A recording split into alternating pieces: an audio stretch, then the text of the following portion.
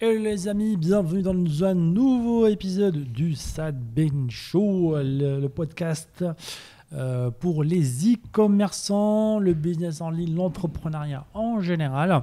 Donc, toujours avec mon partenaire Adam. Salut Adam. Bienvenue à tous et tout de suite, allez laisser un avis sur Apple Podcast, Spotify, Google Podcast et toutes les autres plateformes pour que nous puissions rester le podcast numéro 1 en e-commerce et de très loin. Je ne sais pas où sont les autres. Ça, c'est une stratégie aussi. Donc, arrêtez de penser aux autres, arrêtez de penser à la concurrence. Lui, il a fait ci, lui, il a fait ça. Vivez pour vous un petit peu et appliquez ça dans votre business. La meilleure façon de faire des choses et d'avancer, c'est de se concentrer sur soi-même, en fait. Trop de gens sont là, ouais, lui, il a fait ça. Et pas que, et beaucoup chez les entrepreneurs aussi. Hein. Oui, bien sûr. Encore plus chez les e-commerçants qui viennent de commencer. Ils se comparent trop aux concurrents, ils ont peur d'eux. Ils ne savent pas que le gâteau est tellement énorme en fait, que tout le monde peut prendre sa part du gâteau. En fait. Et je me rappelle à un moment donné, je sais pas si tu te rappelles l'époque où AliExpress venait d'ouvrir des gros magasins en France. Ah ouais. Tout le monde était en panique, tout le monde disait que l'e-commerce est mort. Alors, nous, ça n'a rien changé à notre business, ni du tout, que ce soit à nous, à nos élèves en fait. Mais ça, ils ont fait de la pub à la télé, tu te rends compte Ouais, en fait, ce que les gens ne se rendent pas compte, c'est qu'on n'est pas des concurrents déjà de AliExpress, on n'est pas des concurrents de Amazon. On ne fait pas dans la masse, on ne va pas dans du gros à beaucoup de gens, on n'est pas un bazar où il y a tout. Non, on a construit des boutiques de niche, on répond à un avatar, à un seul type de client. J'ai une boutique sur les chats, je vends que à des gens qui ont des chats. Ce n'est pas le cas d'Amazon, ce n'est pas le cas de AliExpress. Eux, ils vendent à n'importe qui, à tout le monde, pour pas cher et en masse. Moi, je ne peux pas faire ça, je n'ai pas le budget. Donc, je n'oserais pas en fait, me dire que je suis concurrent. En fait, si vous avez peur d'eux, c'est-à-dire que vous pensez que ce sont vos concurrents, ce qui est insolent en fait. Ça ne marcherait jamais si on était des concurrents de AliExpress, d'Amazon. Ce sont des sociétés qui pèsent des milliards, qui sont cotées en bourse. Nous, on a commencé de zéro. Vous allez me dire qu'on a concurrencé Amazon Express? Non, c'est pas du tout le cas. Je pense que c'est même pas un business model à droite à gauche en fait. C'est juste que la majorité des gens globalement, quand ils se lancent dans quelque chose, ils ont une certaine peur, ce qui est normal, mais il faut la prendre cette peur, il faut s'en servir comme carburant en fait. Il faut se dire ok, cette peur-là, elle va me servir à développer mon business parce que je me mets en danger, je prends des risques calculés.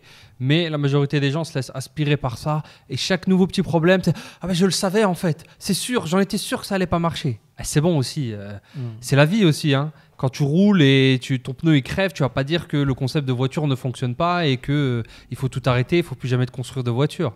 Et à un moment, il faut se renforcer aussi en tant qu'être humain, en tant que mindset.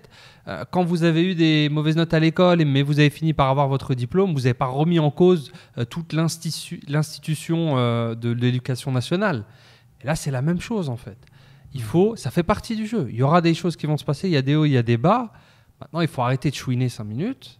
Il faut passer à l'action. De toute façon, tu as deux choix. Soit tu arrêtes et tu vas pleurer, soit tu prends les choses en main et tu les cognes en fait.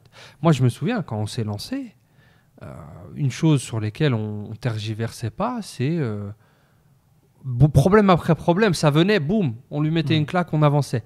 Alors qu'on n'avait aucune idée de ce qu'on faisait la majorité du temps, techniquement. Ah bah c'est sûr, lorsque tu commences, forcément, tu découvres des choses, tu découvres des problèmes.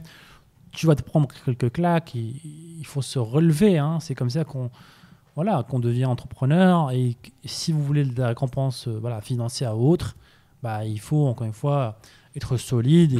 Et heureusement qu'on peut construire cette solidité avec le temps, en fait, bien sûr. Et les problèmes au début sont petits, mais voilà, vous prenez en force, les problèmes vont grandir un petit peu plus. Vous allez prendre en force aussi. Mais ce qui est intéressant, c'est que les récompenses aussi grossissent derrière. C'est ça, en fait, la loi de la vie, c'est aussi simple que ça. Il n'y a rien de facile. Même dans le salariat, il n'est pas facile. Tu ne peux pas avoir les récompenses du niveau 5 si tu n'as pas résolu les problèmes, tu n'as pas passé le niveau 5, en fait.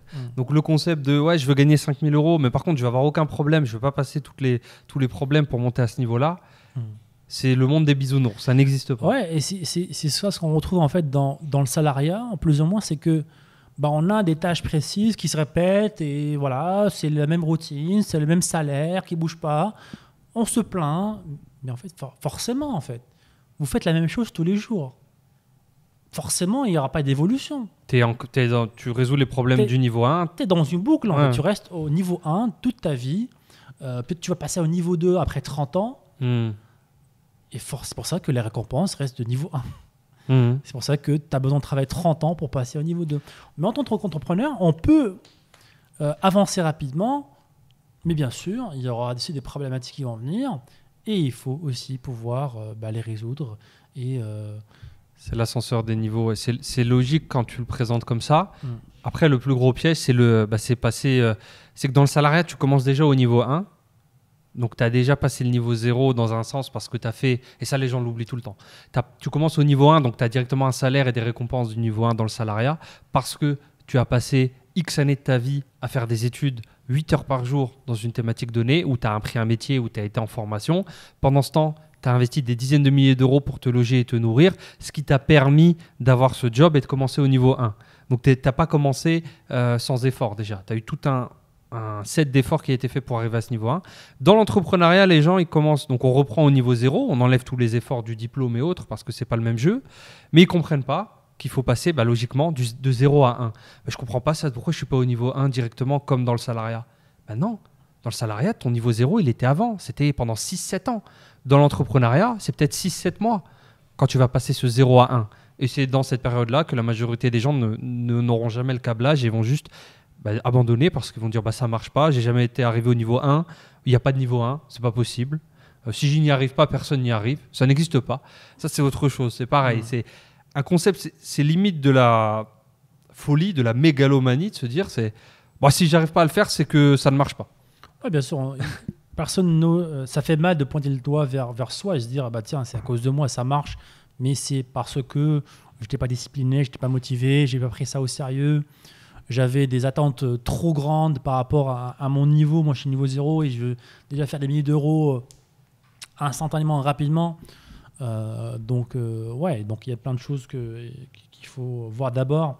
Et forcément, c'est beaucoup plus compliqué et difficile de pointer le doigt vers soi et se dire qu'est-ce que je peux faire de mieux? Qu'est-ce que j'aurais dû mieux faire? Est-ce que je peux mieux me former? Est-ce qu'il y a d'autres choses dans lesquelles je peux investir en moi-même pour m'améliorer, avoir plus de chances de mon côté? Clairement, pour moi, l'un des facteurs aussi des gens qui réussissent en général, c'est qu'ils assument leurs erreurs. Ils vont pas rentrer dans un syndrome de victimisation. Si ça marche pas, c'est à cause de lui, c'est à cause de ça, c'est de cette façon. Typiquement, moi, il y a quelques années, il y a à peine 3 ans, je faisais presque 120-125 kilos. Je me suis mis au sport. J'avais un objectif d'avoir les abdominaux. C'est mon objectif parce qu'encore aujourd'hui, 3 ans plus tard, je ne l'ai toujours pas atteint. Mais ce serait fou de ma part, de dire le sport ne marche pas, on ne peut pas avoir les abdominaux, non, c'est pas possible. Et de voir des gens sur YouTube qui les ont, oui, mais lui, il prend des stéroïdes, il triche, c'est pas pareil. C'est la version de dire non, mais ton business ne marche pas. Ah, mais lui, non, mais il a commencé, il était déjà riche, il avait déjà de l'argent de papa, maman. C'est exactement la même chose.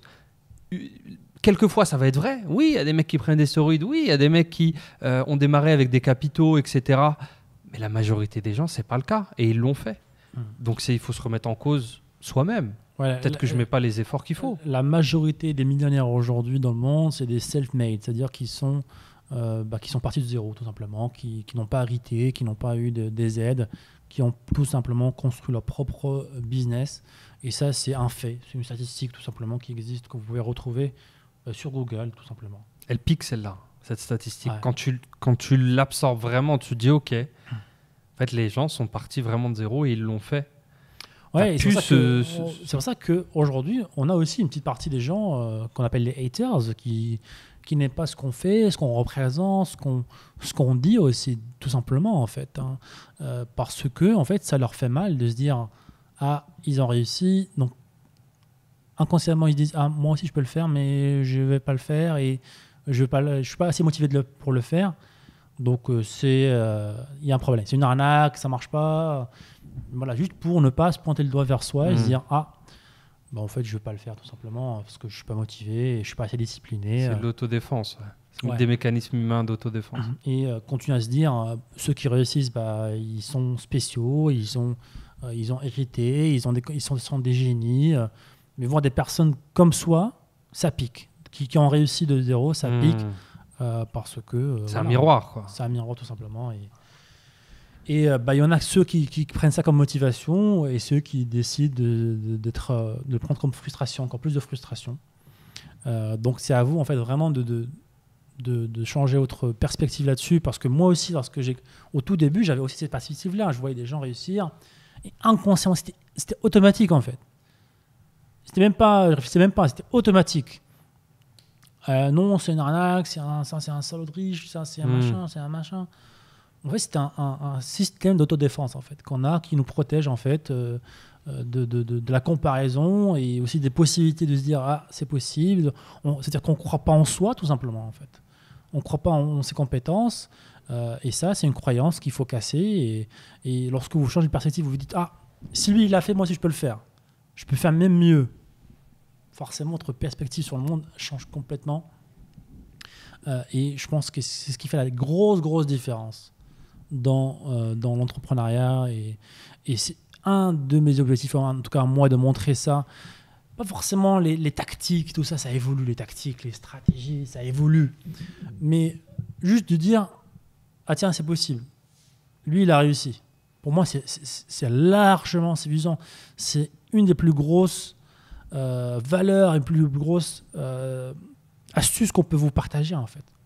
De vous dire, des gens comme nous ont réussi, pourquoi pas moi? Parce que lorsque moi j'ai commencé, on n'avait pas cette idée-là, en fait. C'était un autre monde, en fait. C'est pour les autres. Moi, on m'a dit de faire des études, de travailler pour quelqu'un d'autre, partir en voyage une fois par an, faire un crédit pour la voiture, pour la maison, se marier, faire des enfants et mourir. C'était basta. C'était le seul pattern que je connaissais et qu'on m'a inclus, qu'on m'a appris.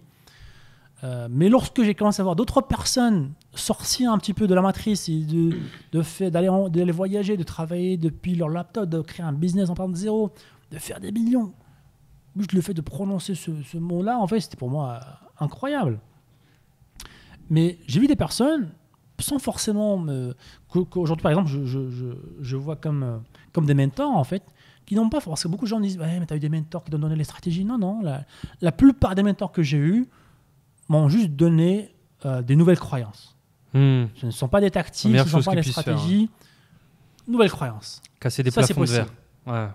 Et le reste, je l'ai découvert moi-même, en fait. Tu vas le chercher toi-même, les stratégies, le quoi. Parce que ça existe déjà, le quoi. Il y a des livres, il y a des formations, il y a des vidéos, il y a tout.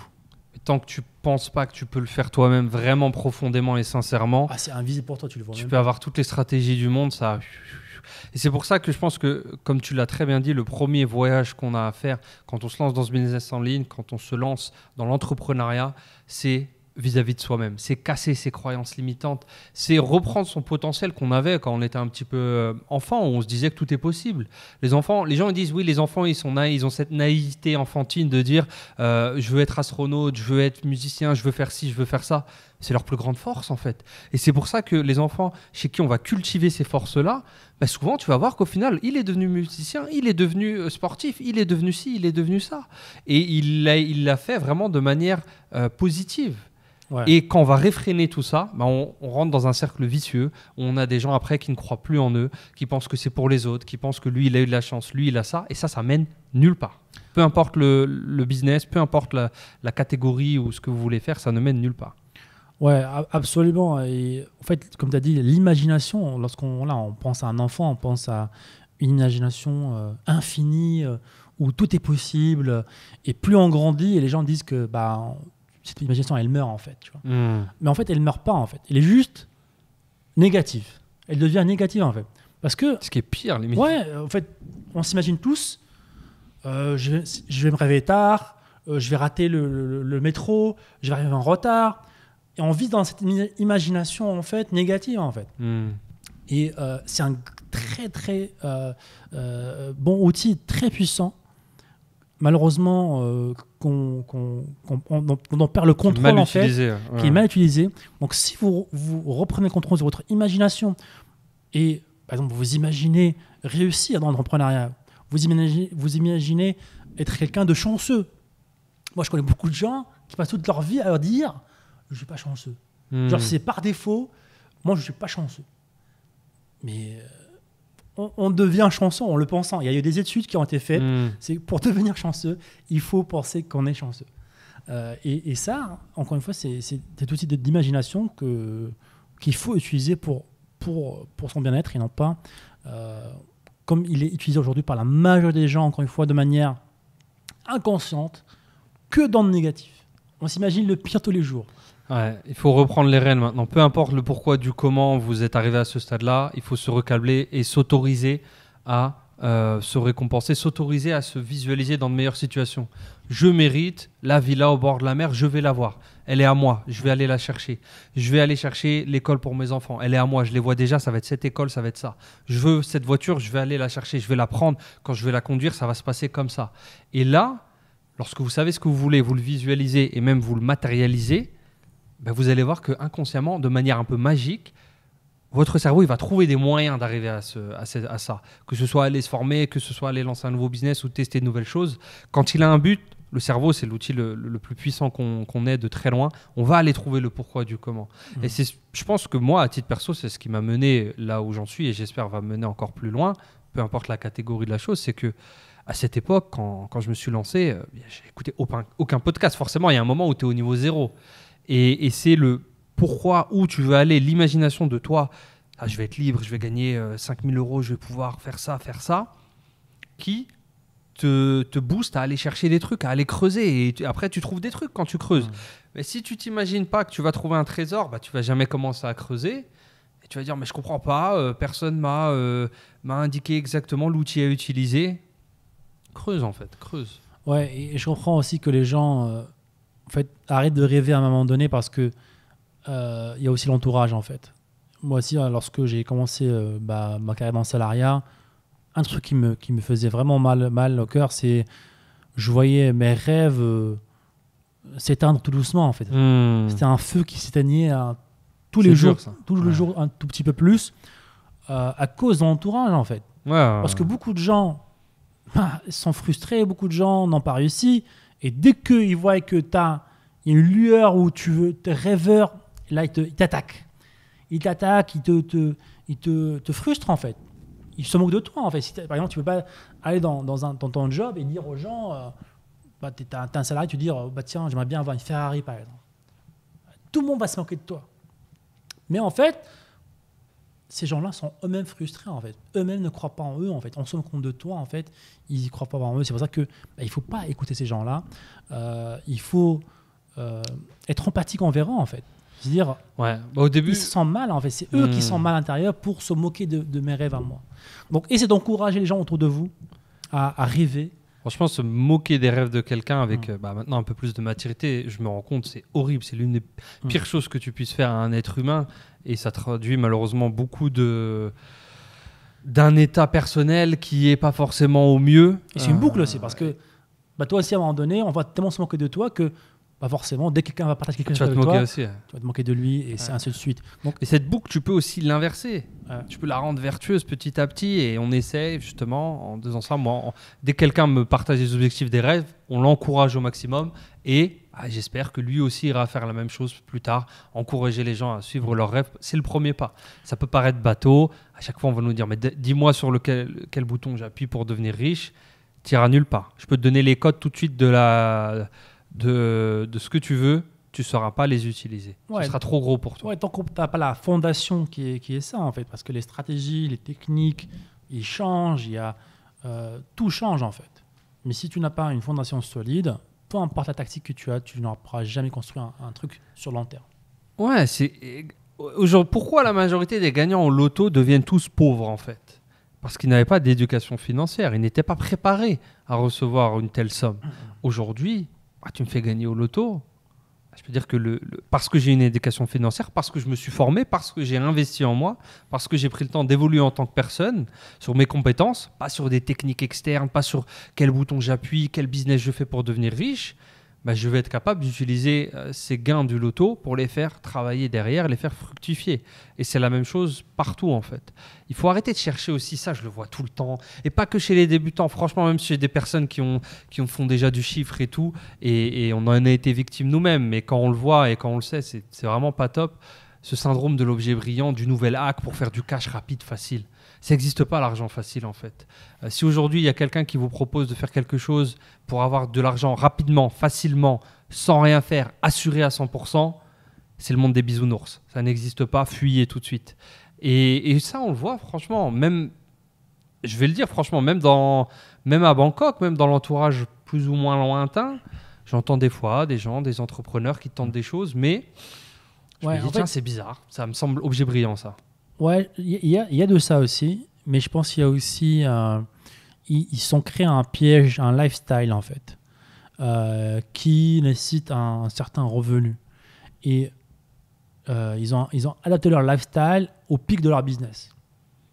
Ils ne savent pas que le business, il y a des hauts, des bas, il faut investir sur long terme, il faut faire grossir le business.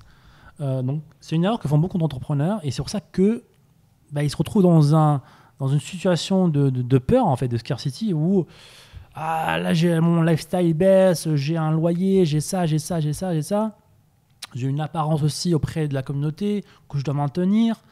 Donc, lorsque le business, il y a une petite chute, il faut que je trouve du cash rapidement. Et forcément, lorsqu'on cherche ce genre de choses, déjà, il y a plein de pièges. Et dans la majorité des cas, on va faire des choses qui ne sont pas éthiques.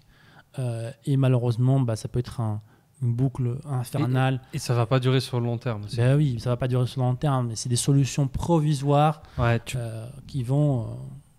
C'est ça, en fait. Tu ne peux pas faire du cash rapidement, c'est-à-dire gagner un sprint et espérer que ça se transforme en marathon. Faire du cash rapidement, simplement, qui va durer pendant longtemps. Ouais. Ça n'existe pas. Quand tu as un peu d'expérience dans le business, tu vas faire une opération ou deux, une revente, un machin qui va te donner un ticket, mais espérer que ça se transforme en business sur le très long terme.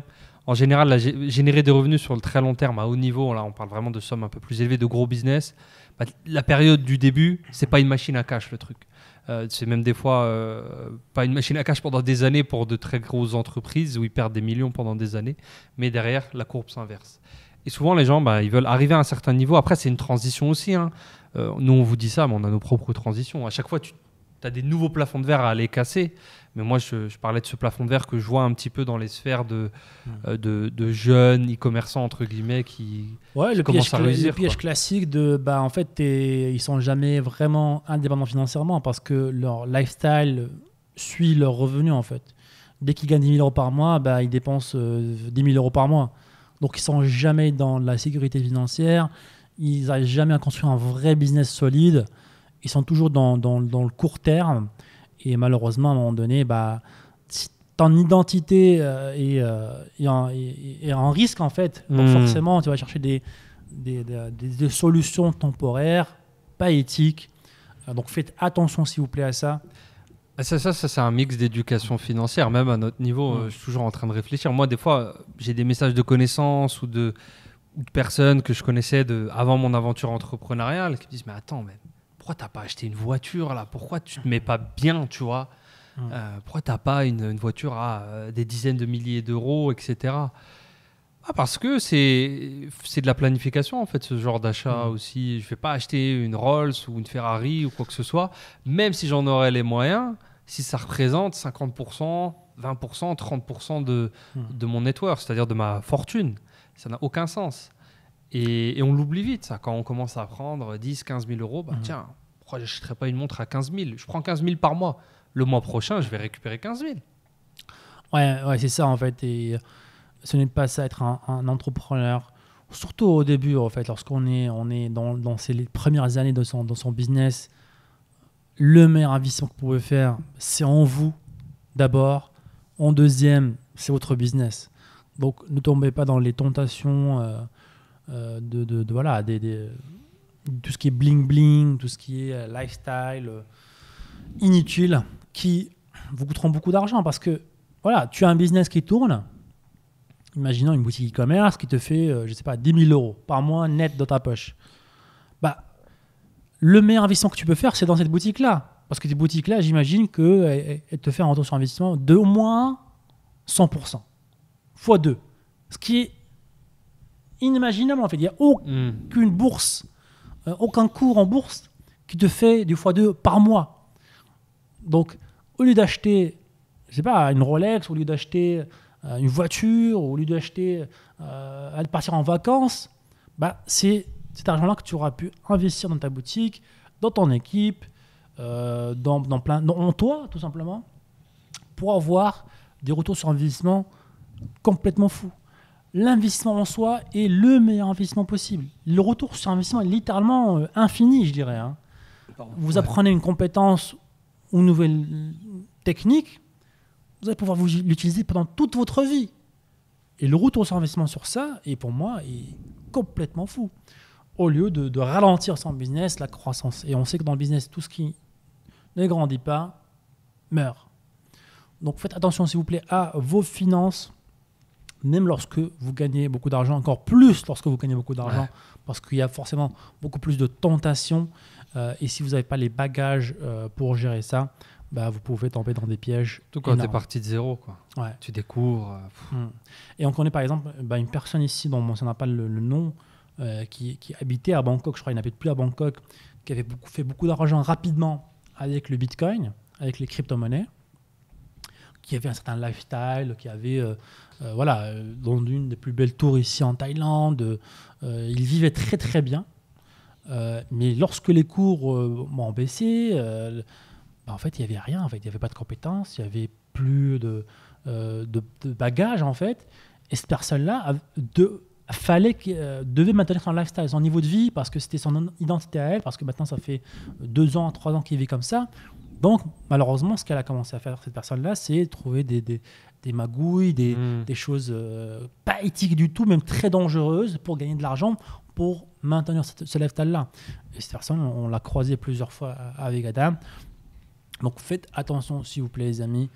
Voyez sur le long terme. Voilà, on ne dit pas qu'il ne faut pas se faire plaisir de temps en temps, mais ça doit être, encore une fois, comme a dit Adam, calculé. Ça doit représenter un pourcentage X tout à fait calculé de votre patrimoine et de votre fortune. X étant très faible. C'est pas 15%, 20%, non, c'est un seul chiffre en général. Et en dessous des 5%, ce sera déjà très bien. Ouais, il y a une citation de Jay-Z qui dit si tu peux pas l'acheter 3 fois ou 4 fois, tu peux pas l'acheter en fait. Cash quoi, direct. Ouais, cash. Cash. Par bien exemple, sûr. Ceux qui avons acheté, je sais pas, une Lamborghini à 200 000 euros cash, si tu peux pas en acheter 4, ça veut dire que tu peux pas t'en acheter en fait, tout simplement. Il a été gentil sur 4 parce que c'est même. Ouais, même beaucoup plus. J'ai dit, c'est un business, mais c'est un rappeur avant tout. Il est bling bling. Voilà, il est bling bling, tout ça.